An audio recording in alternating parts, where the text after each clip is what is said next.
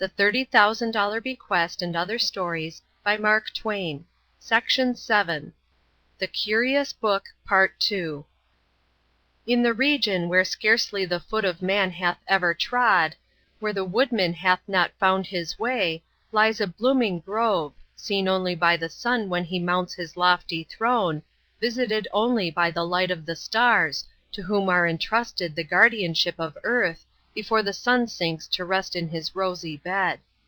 High cliffs of rocks surround the romantic place, and in the small cavity of the rocky wall grows the daffodil clear and pure. And as the wind blows along the enchanting little mountain which surrounds the lonely spot, it nourishes the flowers with the dewdrops of heaven. Here is the seat of Alfonso. Darkness claims but little victory over this domain, and in vain does she spread out her gloomy wings. Here the waters flow perpetually, and the trees lash their tops together to bid the welcome visitor a happy muse. Alfonso, during his short stay in the country, had fully persuaded himself that it was his duty to bring this solemn matter to an issue. A duty that he individually owed, as a gentleman, to the parents of Ambulinia, a duty in itself involving not only his own happiness and his own standing in society, but one that called aloud the act of the parties to make it perfect and complete. How he should communicate his intentions to get a favorable reply, he was at a loss to know. He knew not whether to address Esquire Valeer in prose or in poetry, in a jocular or an argumentative manner, nor whether he should use moral suasion, legal injunction, or seizure and take by reprisal. If it was to do the latter, he would have no difficulty in deciding in his own mind, but his gentlemanly honor was at stake.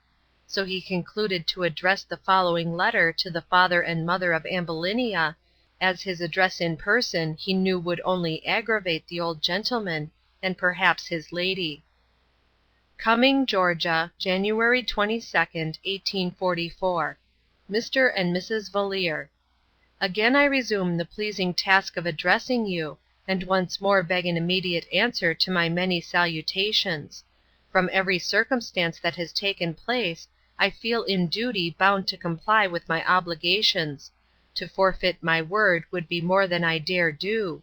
To break my pledge, and my vows that have been witnessed, sealed, and delivered in the presence of an unseen deity, would be disgraceful on my part, as well as ruinous to Ambulinia. I wish no longer to be kept in suspense about this matter. I wish to act gentlemanly in every particular. It is true, the promises I have made are unknown to any but Ambulinia, and I think it unnecessary to here enumerate them, as they who promise the most generally perform the least. Can you for a moment doubt my sincerity or my character? My only wish is, sir, that you may calmly and dispassionately look at the situation of the case, and if your better judgment should dictate otherwise, my obligations may induce me to pluck the flower that you so diametrically opposed. We have soared by the saints, by the gods of battle, and by that faith whereby just men are made perfect, to be united.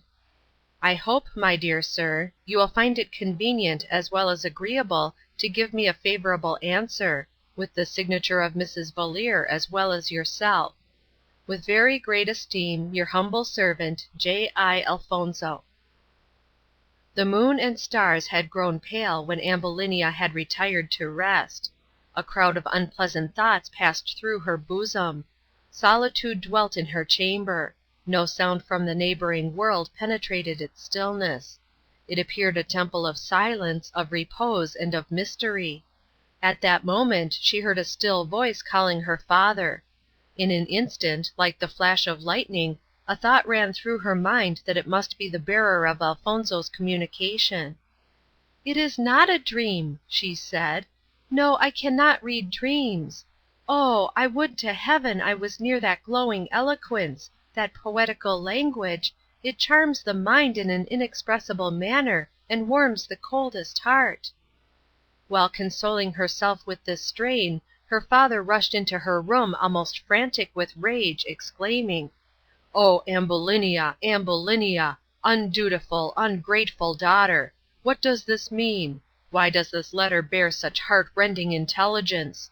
Will you quit a father's house with this debased wretch, without a place to lay his distracted head, going up and down the country with every novel object that may chance to wander through this region? He is a pretty man to make love known to his superiors, and you, Ambulinia, have done but little credit to yourself by honoring his visits. O wretchedness! Can it be that my hopes of happiness are forever blasted? Will you not listen to a father's entreaties, and pay some regard to a mother's tears? I know, and I do pray, that God will give me fortitude to bear with this sea of troubles, and rescue my daughter, my Ambulinia, as a brand from the eternal burning. "Forgive me, father, oh, forgive thy child," replied Ambulinia. "My heart is ready to break, when I see you in this grieved state of agitation. Oh, think not so meanly of me, as that I mourn for my own danger. Father, I am only woman. Mother, I am only the templement of thy youthful years, but will suffer courageously whatever punishment you think proper to inflict upon me, if you will but allow me to comply with my most sacred promises, if you will but give me my personal right and my personal liberty. Oh, father, if your generosity will but give me these, I ask nothing more. When Alfonso offered me his heart, I gave him my hand, never to forsake him, and now may the mighty God banish me before I leave him in adversity. What a heart must I have to rejoice in prosperity with him whose offers I have accepted, and then when poverty comes, haggard as it may be, for me to trifle with the oracles of heaven, and change with every fluctuation that may interrupt our happiness, like the politician who runs the political gauntlet for office one day, and the next day, because the horizon is darkened a little, he is seen running for his life, for fear he might perish in its ruins. Where is the philosophy, where is the consistency, where is the charity in conduct like this? Be happy then, my beloved father, and forget me. Let the sorrow of parting break down the wall of separation, and make us equal in our feeling. Let me now say how ardently I love you. Let me kiss that age-worn cheek, and should my tears bedew thy face, I will wipe them away. Oh, I can never forget you, no, never, never." "Weep not," said the father, "Ambulinia. I will forbid Alfonso my house, and desire that you may keep retired a few days. I will let him know that my friendship for my family is not linked together by cankered chains, and if he ever enters upon my premises again, I will send him to his long home." "Oh, father, let me entreat you to be calm upon this occasion, and though Alfonso may be the sport of the clouds and winds, yet I feel assured that no fate will send him to the silent tomb until the God of the universe calls him hence with a triumphant voice."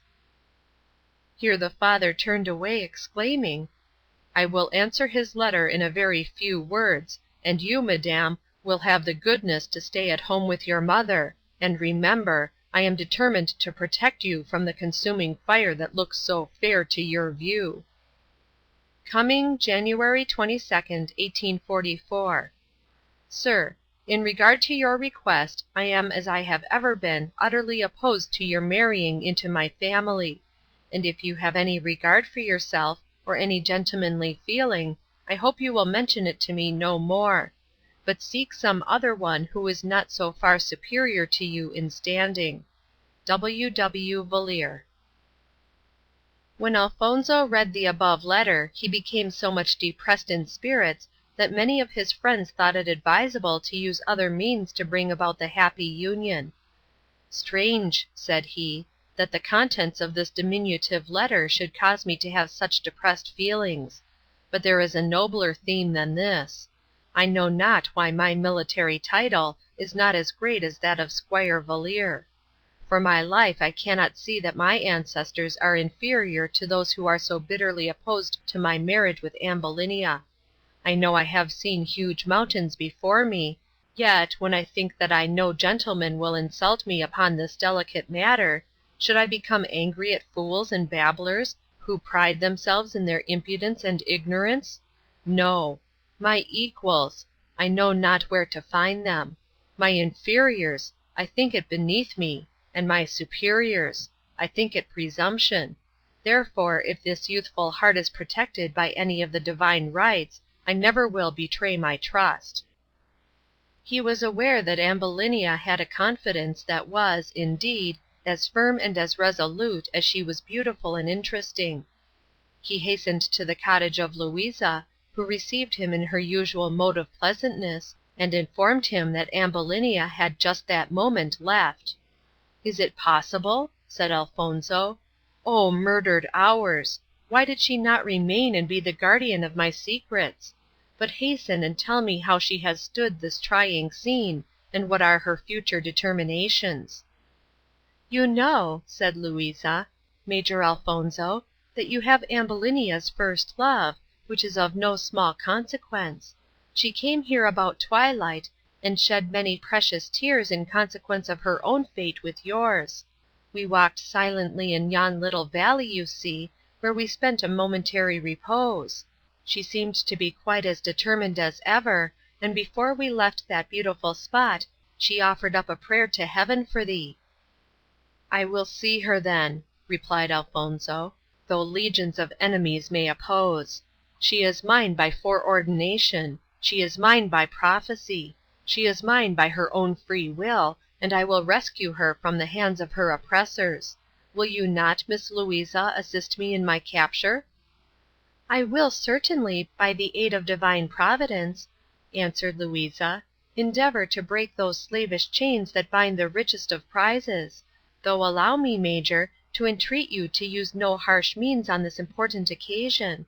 Take a decided stand, and write freely to Ambulinia upon this subject, and I will see that no intervening cause hinders its passage to her.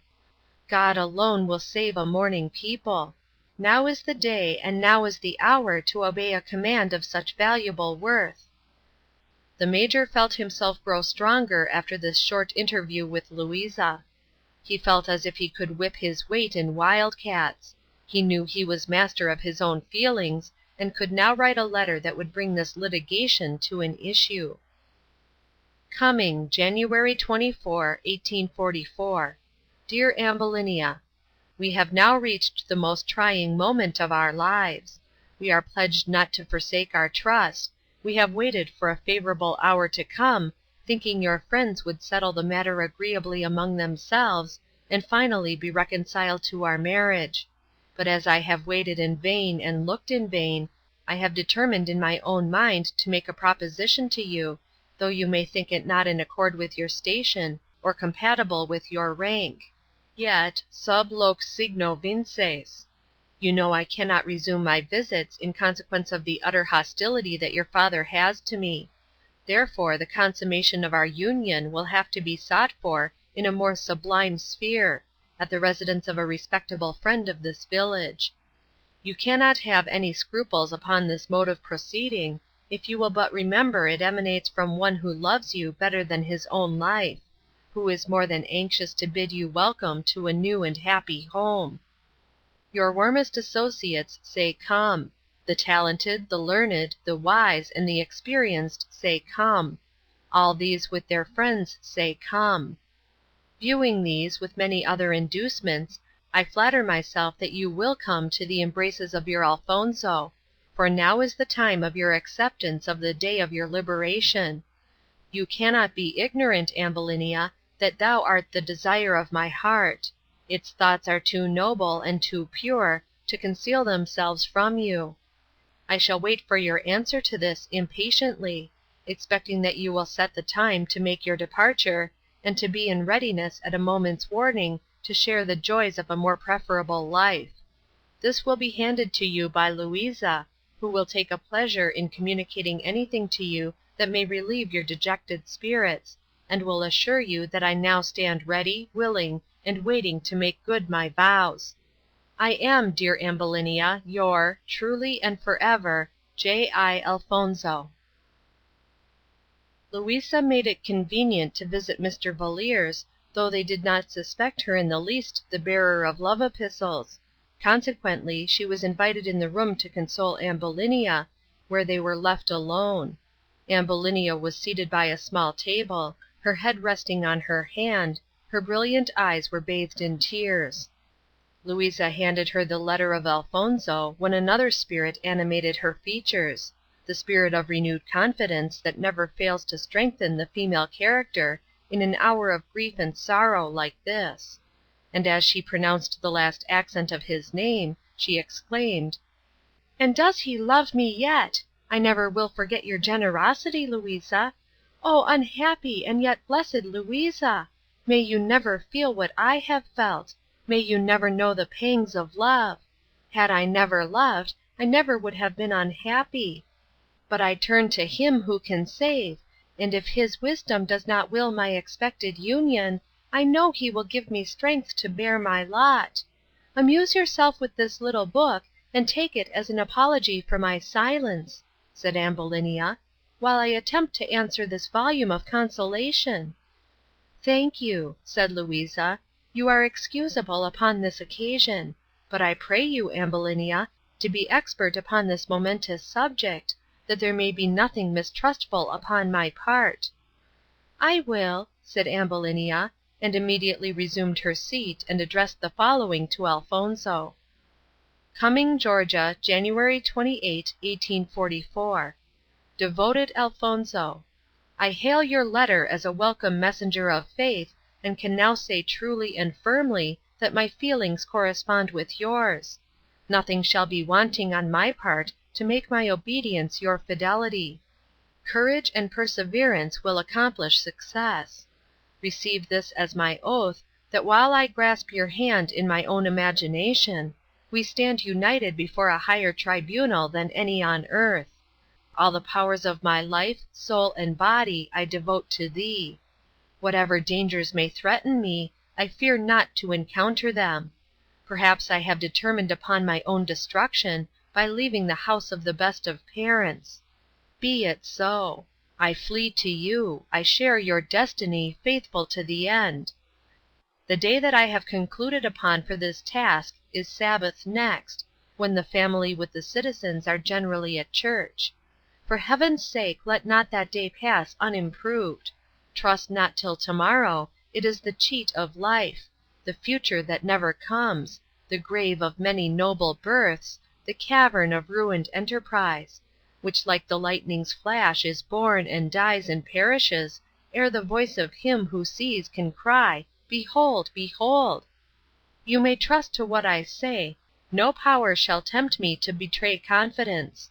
Suffer me to add one word more. I will soothe thee in all thy grief, beside the gloomy river, and though thy love may yet be brief, mine is fixed forever.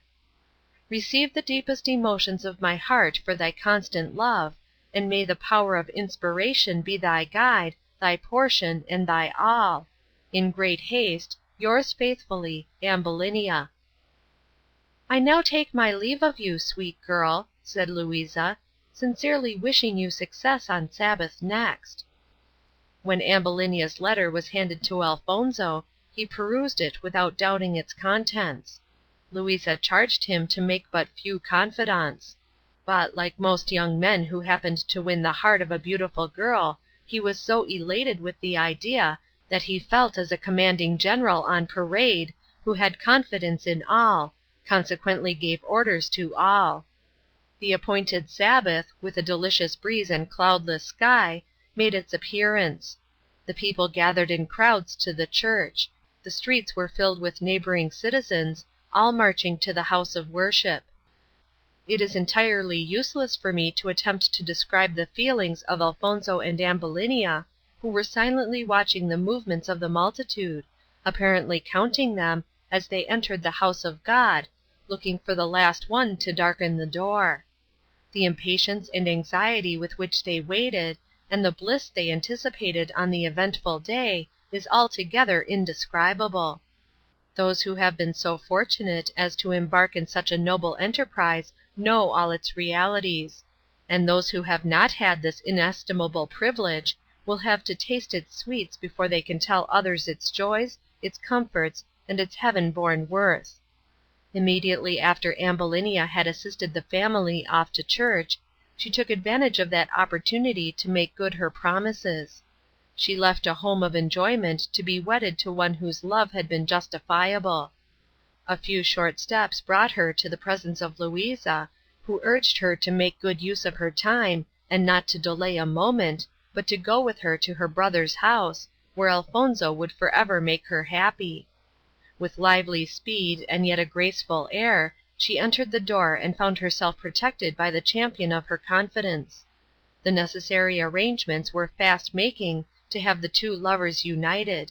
Everything was in readiness except the parson, and as they are generally very sanctimonious on such occasions, the news got to the parents of Ambulinia before the everlasting knot was tied, and they both came running, with uplifted hands and injured feelings, to arrest their daughter from an unguarded and hasty resolution. Elfonzo desired to maintain his ground, but Ambulinia thought it best for him to leave, to prepare for a greater contest.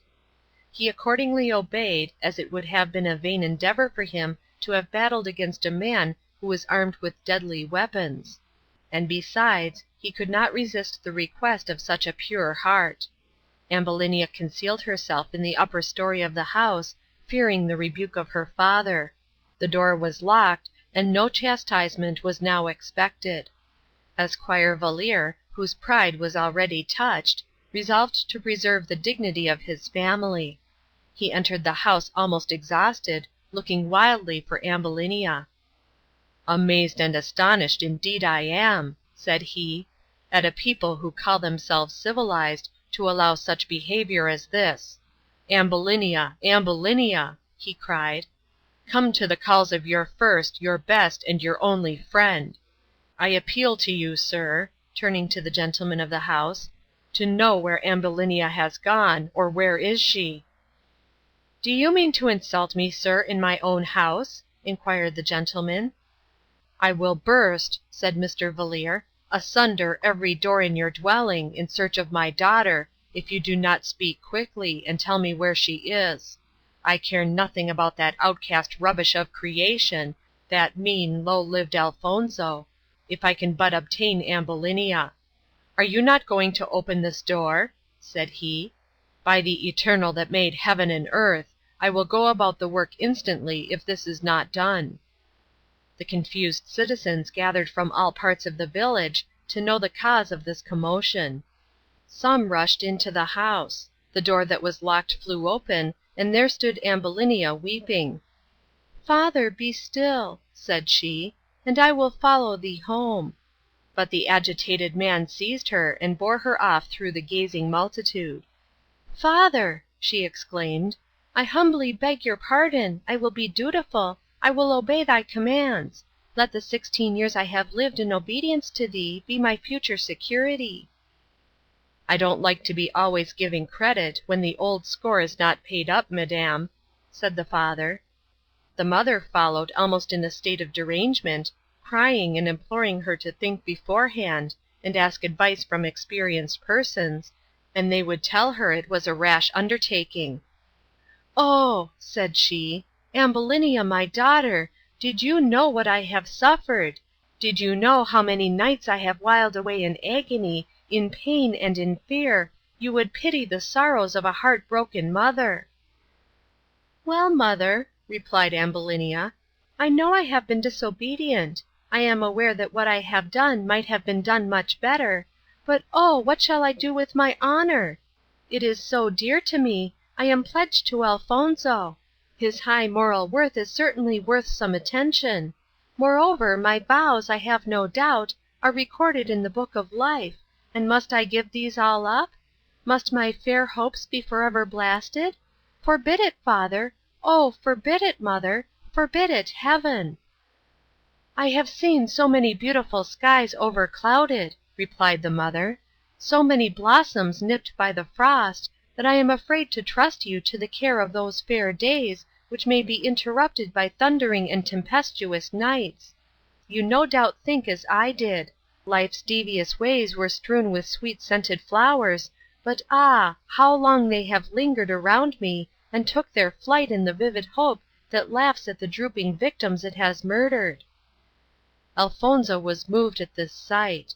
The people followed on to see what was going to become of Ambulinia, while he, with downcast looks, kept at a distance, until he saw them enter the abode of the father, thrusting her, that was the sigh of his soul, out of his presence into a solitary apartment, when she exclaimed, "Elfonzo, Elfonzo, O Elfonzo! Where art thou with all thy heroes? Haste, oh, haste, come thou to my relief! Ride on the wings of the wind! Turn thy force loose like a tempest, and roll on thy army like a whirlwind, over this mountain of trouble and confusion! Oh, friends, if any pity me, let your last efforts throng upon the green hills, and come to the relief of Ambulinia, who is guilty of nothing but innocent love." Elfonzo called out with a loud voice, "My God, can I stand this? Arise up, I beseech you, and put an end to this tyranny. Come, my brave boys," said he, "are you ready to go forth to your duty?" They stood around him. "Who," said he, "will call us to arms? Where are my thunderbolts of war? Speak ye, the first who will meet the foe. Who will go forward with me in this ocean of grievous temptation? If there is one who desires to go, let him come and shake hands upon the altar of devotion, and swear that he will be a hero, yes, a Hector in a cause like this, which calls aloud for a speedy remedy." "Mine be the deed," said a young lawyer, "and mine alone. Venus alone shall quit her station before I will forsake one jot or tittle of my promise to you. What is death to me? What is all this warlike army, if it is not to win a victory? I love the sleep of the lover and the mighty, nor would I give it over till the blood of my enemies should reek with that of my own. But God forbid that our fame should soar on the blood of the slumberer."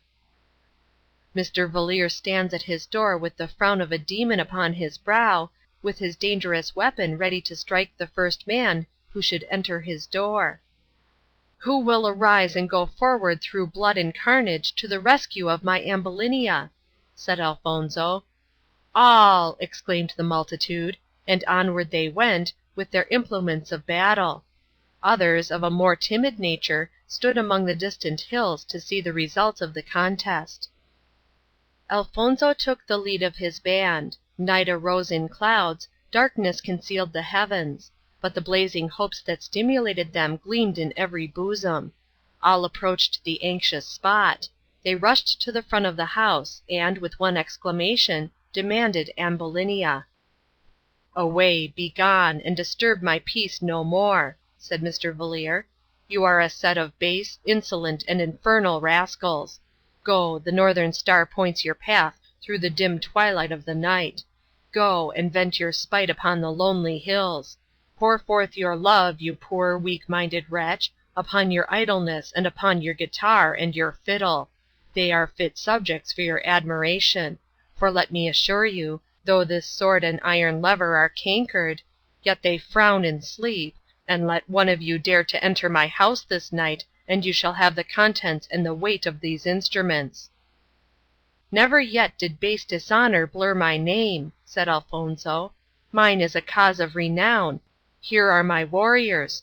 Fear and tremble, for this night, though hell itself should oppose, I will endeavor to avenge her whom thou hast banished in solitude.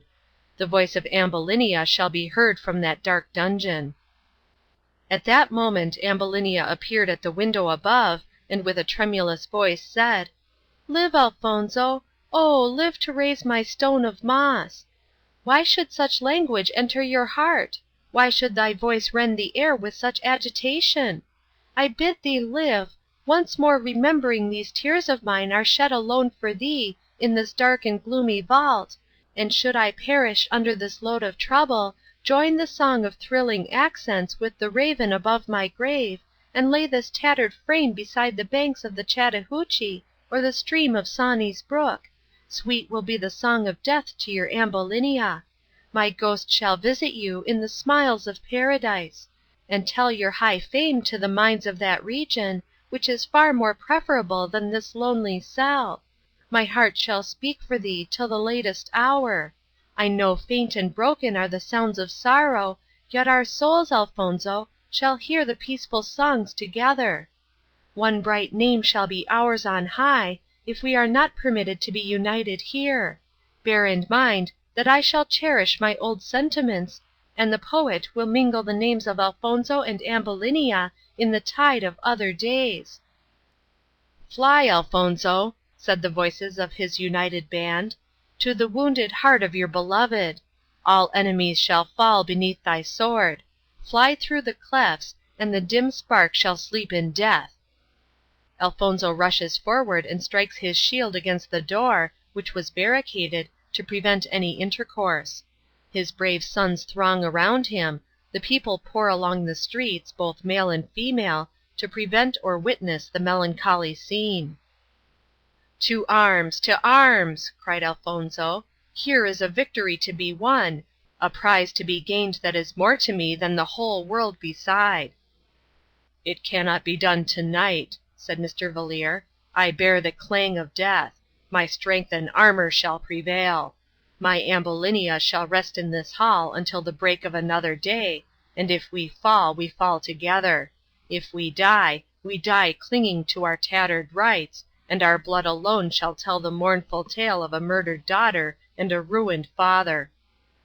Sure enough, he kept watch all night, and was successful in defending his house and family. The bright morning gleamed upon the hills, night vanished away, the Major and his associates felt somewhat ashamed that they had not been as fortunate as they expected to have been. However, they still leaned upon their arms in dispersed groups. Some were walking the streets, others were talking in the Major's behalf. Many of the citizens suspended business, as the town presented nothing but consternation. A novelty that might end in the destruction of some worthy and respectable citizens. Mr. Valeer ventured in the streets, though not without being well armed. Some of his friends congratulated him on the decided stand he had taken, and hoped he would settle the matter amicably with Alfonso, without any serious injury.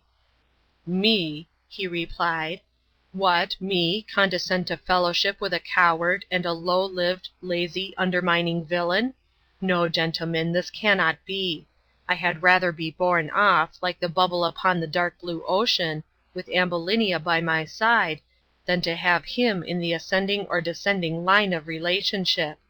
Gentlemen," continued he, "if Alfonso is so much of a distinguished character, and is so learned in the fine arts, why do you not patronize such men? Why not introduce him into your families, as a gentleman of taste and unequalled magnanimity? Why are you so very anxious that he should become a relative of mine? Oh, gentlemen, I fear you yet are tainted with the curiosity of our first parents, who were beguiled by the poisonous kiss of an old ugly serpent, and who, for one apple, damned all mankind. I wish to divest myself, as far as possible, of that untutored custom. I have long since learned that the perfection of wisdom, and the end of true philosophy, is to proportion our wants to our possessions, our ambitions to our capacities. We will then be a happy and a virtuous people." Ambulinia was sent off to prepare for a long and tedious journey. Her new acquaintances had been instructed by her father how to treat her, and in what manner, and to keep the anticipated visit entirely secret. Alfonso was watching the movements of everybody. Some friends had told him of the plot that was laid to carry off Ambulinia. At night he rallied some 2 or 3 of his forces, and went silently along to the stately mansion. A faint and glimmering light showed through the windows. Lightly he steps to the door.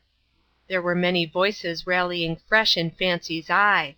He tapped the shutter. It was opened instantly, and he beheld once more, seated beside several ladies, the hope of all his toils.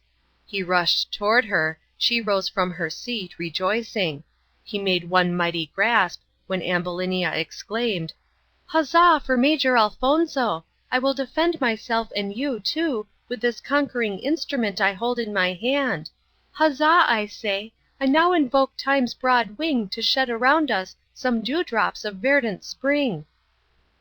But the hour had not come for this joyous reunion. Her friends struggled with Alfonso for some time, and finally succeeded in arresting her from his hands. He dared not injure them, because they were matrons whose courage needed no spur. She was snatched from the arms of Alfonso with so much eagerness, and yet with such expressive signification, that he calmly withdrew from this lovely enterprise, with an ardent hope that he should be lulled to repose by the zephyrs which whispered peace to his soul. Several long days and nights passed unmolested, all seemed to have grounded their arms of rebellion, and no collidy appeared to be going on with any of the parties.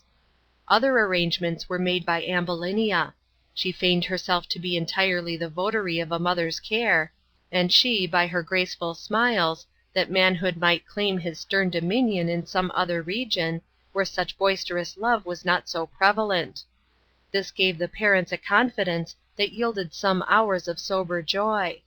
They believed that Ambulinia would now cease to love Alfonso, and that her stolen affections would now expire with her misguided opinions. They therefore declined the idea of sending her to a distant land. But oh, they dreamed not of the rapture that dazzled the fancy of Ambulinia, who would say, when alone, youth should not fly away on his rosy pinions, and leave her to grapple in the conflict with unknown admirers. No frowning age shall control the constant current of my soul, nor a tear from pity's eye shall check my sympathetic sigh. With this resolution fixed in her mind, one dark and dreary night, when the winds whistled and the tempest roared, she received intelligence that Alfonso was then waiting, and every preparation was then ready, at the residence of Dr. Tully, and for her to make a quick escape while the family was reposing. Accordingly, she gathered her books, went the wardrobe supplied with a variety of ornamental dressing, and ventured alone in the streets to make her way to Alfonso, who was near at hand, impatiently looking and watching her arrival. "What forms," said she, "are those rising before me? What is that dark spot in the clouds? I do wonder what frightful ghost that is, gleaming on the red tempest. Oh, be merciful, and tell me what region you are from. Oh, tell me, ye strong spirits, or ye dark and fleeting clouds, that I yet have a friend." "A friend," said a low, whispering voice. "I am thy unchanging, thy aged, and thy disappointed mother. Why brandish in that hand of thine a javelin of pointed steel? Why suffer that lip I have kissed 1,000 times to equivocate? My daughter, let these tears sink deep into thy soul, and no longer persist in that which may be your destruction and ruin. Come, my dear child, retract your steps, and bear me company to your welcome home." Without one retorting word, or frown from her brow, she yielded to the entreaties of her mother, and with all the mildness of her former character she went along with the silver lamp of age, to the home of candor and benevolence. Her father received her cold and formal politeness. "Where has Ambulinia been this blustering evening, Mrs. Valeer?" inquired he. "Oh, she and I have been taking a solitary walk," said the mother. "All things, I presume, are now working for the best." Alfonso heard this news shortly after it happened. "What," said he, "has heaven and earth turned against me? I have been disappointed times without number. Shall I despair? Must I give it over? Heaven's decrees will not fade. I will write again. I will try again. And if it traverses a gory field, I pray forgiveness at the altar of justice." Desolate Hill, Cumming, Georgia, 1844. Unconquered and beloved Ambulinia, I have only time to say to you not to despair. Thy fame shall not perish. My visions are brightening before me. The whirlwind's rage is past, and now we shall subdue our enemies without doubt. On Monday morning, when your friends are at breakfast, they will not suspect your departure, or even mistrust me being in town, as it has been reported advantageously that I have left for the West. You walk carelessly toward the Academy Grove, where you will find me with a lightning steed, elegantly equipped to bear you off where we shall be joined in wedlock with the first connubial rights. Fail not to do this. Think not of the tedious relations of our wrongs. Be invincible. You alone occupy all my ambition, and I alone will make you my happy spouse, with the same unimpeached veracity. I remain forever, your devoted friend and admirer, J. L. Alfonso. The appointed day ushered in undisturbed by any clouds. Nothing disturbed Ambulinia's soft beauty. With serenity and loveliness she obeys the request of Alfonso. The moment the family seated themselves at the table, "Excuse my absence for a short time," said she, "while I attend to the placing of those flowers, which should have been done a week ago." And away she ran to the sacred grove, surrounded with glittering pearls, that indicated her coming. Alfonso hails her with his silver bow and his golden harp. They meet. Ambulinia's countenance brightens. Alfonso leads up his winged steed. "Mount," said he, "ye true-hearted, ye fearless soul, the day is ours." She sprang upon the back of the young thunderbolt, a brilliant star sparkles upon her head, with one hand she grasps the reins, and with the other she holds an olive branch. "Lend thy aid, ye strong winds!" they exclaimed. "Ye moon, ye sun, and all ye fair host of heaven, witness the enemy conquered." "Hold," said Alfonso, "thy dashing steed." "Ride on," said Ambulinia, "the voice of thunder is behind us." And onward they went, with such rapidity that they very soon arrived at Rural Retreat, where they dismounted, and were united with all the solemnities that usually attend such divine operations. They passed the day in thanksgiving and great rejoicing, and on that evening they visited their uncle, where many of their friends and acquaintances had gathered to congratulate them in the field of untainted bliss. The kind old gentleman met them in the yard. "Well," said he, "I wish I may die, Alfonso, if you and Ambulinia haven't tied a knot with your tongue that you can't untie with your teeth. But come in, never mind, it is all right. The world still moves on, and no one has fallen in this great battle." Happy now is their lot. Unmoved by misfortune, they live among the fair beauties of the South. Heaven spreads their peace and fame upon the arch of the rainbow, and smiles propitiously at their triumph, through the tears of the storm. End of The Curious Book, Part 2. Recording by